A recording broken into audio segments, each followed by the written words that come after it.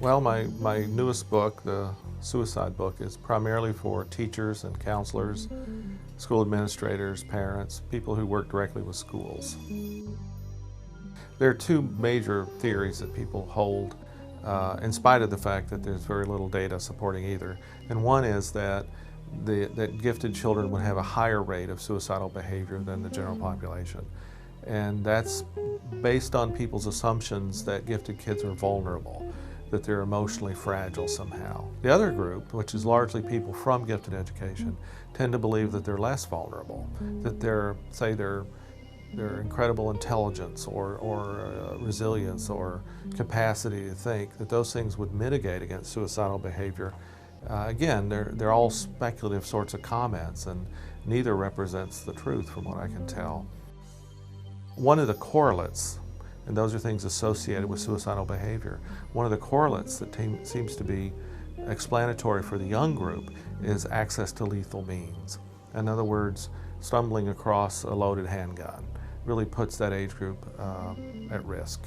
Access to lethal means is one of those things that's correlative of all ages of suicidal behavior. But for the youngest, you can see how a 7 or 8 year old would struggle to know how to kill themselves, but accessing something that's already there for you would put you in a higher bracket of risk.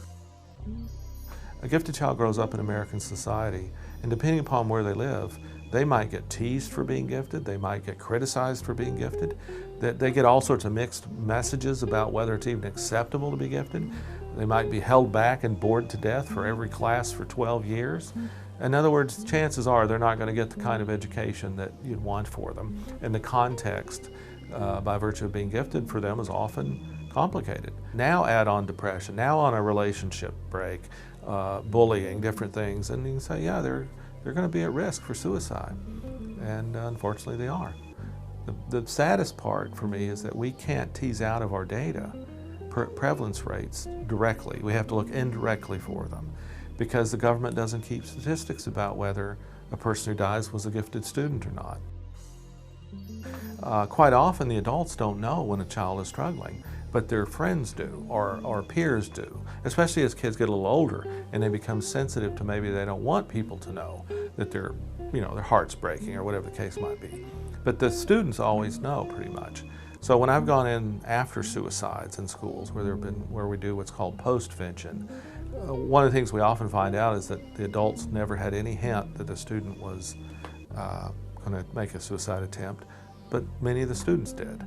And so you've got to have the students understand that it's much better to come forward and try to help the student in advance than it is to kind of wait and see what happens. And sometimes children come to beliefs that are, to adults, so immature that you would believe they'd hold them. But a common one is that it's better to have a dead friend than a live enemy.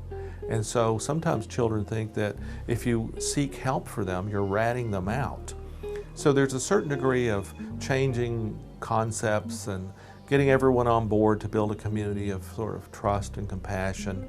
And these aren't hokey words. These are very much about kindness in operation. And suicide's one of those things we can do something about. We already have to some extent. You know, our society is so scared of this concept of suicide. We've been taught to believe that if we bring it up, it might heighten the chances that it will occur. There's no truth to that. There's no research that suggests that. That's just kind of an old wives' tale.